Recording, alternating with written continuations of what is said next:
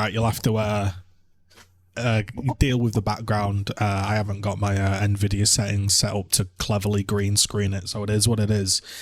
Frankly, it's not really worth setting up all the the technology for these match reviews these days, but I like to keep them honest, keep it ticking over on the zone. If you're enjoying them, leave a comment, leave a like, spread it. Just trying to be a chill little interesting channel. That's all it is. Look, we're just gonna put it out there. If Manchester United were behaving like a proper football club that had standards and didn't want to be embarrassed and wanted to actually inspire people, meaning if a player is performing poorly, they know, oh shit, there's standards at this club and I need to book my ideas up. I can't just have a bad 6 months and then carry on like nothing happened. You need to have accountability. You can blame the Glazers, you can blame whoever. The fact is there's no accountability, and this is what you get. You get a manager that loses 7-0 to Liverpool. Yes, I'm still talking about 7-0 Liverpool, and it should not be forgotten. You lose 7-0 to Liverpool, and he picks the exact same team. He gives Marcus Rashford a new contract, and he makes Bruno Fernandes the captain. Bruno Fernandes, who at 2-0, by the way, charged down, gave away a stupid foul, and then gave away the free kick that they scored from, and also didn't tell anybody to lie down behind the wall. And if somebody was led down behind the wall, they wouldn't have scored, so just no captaincy there. Look, there's no standards. Let's get back to the original point. There's no standards, and this is what happens. You end up in a scenario where, frankly, there's just no accountability. Players can do what they want, and you've let in 15 goals. 15 goals in the Champions League in 5 games. It might even be 16. I can't quite remember the number with letting that many, but it's literally a record. It's a history-breaking record that no club has ever let in more goals. That's embarrassing the history of Manchester United. He should be gone.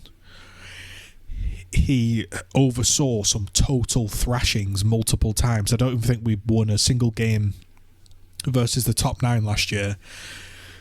Awful. And now we lie 6th in the Premier League table, but we're meant to be excited because we're 6 points behind and we had some injuries and we've managed to beat some awful teams. The Champions League has shown that if there's any decent team put up against us, they will run through us. And also, if by some miracle we actually get the lead through like a goal or a shot or whatever, because our goals just come from nothing, there's no tactics. If we actually get the lead, we can't even hold on to it. Like we're 2-1 up, and then we get to 3-1 up, and we're 3-1 up, and we bring on Kobe Mainu. We take off Rasmus Højlund for Martial, and people say, "Oh, Martial offered loads." He didn't. He when he was in the box, he offered loads, but actually contributing to the team defensive performance was nothing. And don't forget, at the time we were 3-1 up. I understand why he had to come off Højlund, but that doesn't mean that you just put a wheel on Martial just because it's easy, like for like. You could have done anything. You could have added on Dalot. You could have added on Kobe Mainu. But the point is, we didn't hold on to the lead, and again embarrassed ourselves. And I'll tell you what annoyed me the most. And people will say, "Oh, it's just modern football. Get over it." At the end of the game, we've basically just been knocked out of the Champions League, having conceded the most goals ever in the history of the sport in the Champions League, and he's going over to what's his face?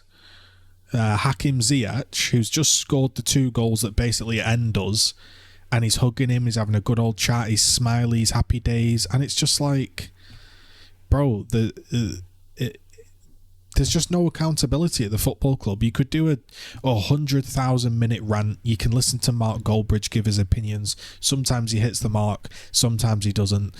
But a lot of the time, he'll just blindly say, "You can't back the manager, we'll go back to square one."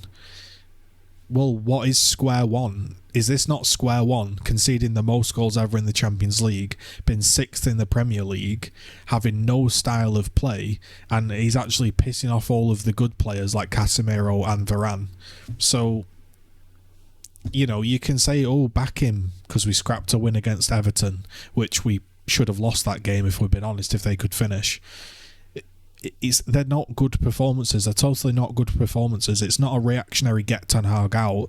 Ultimately, I'm not asked if Ten Hag gets sacked or not because the players are shit, right? I don't like the players, but he's the one that keeps picking him.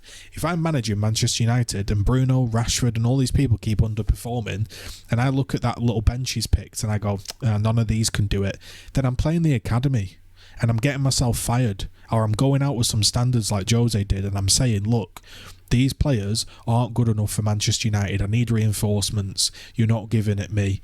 You know, like he went on his Sevilla rant, his heritage rant. So when Jose leaves or he gets fired, you all know what he thought. When Ten Hag gets fired, and he will get fired, when Ten Hag gets fired, everyone will just go, he cost saved for the Glazers.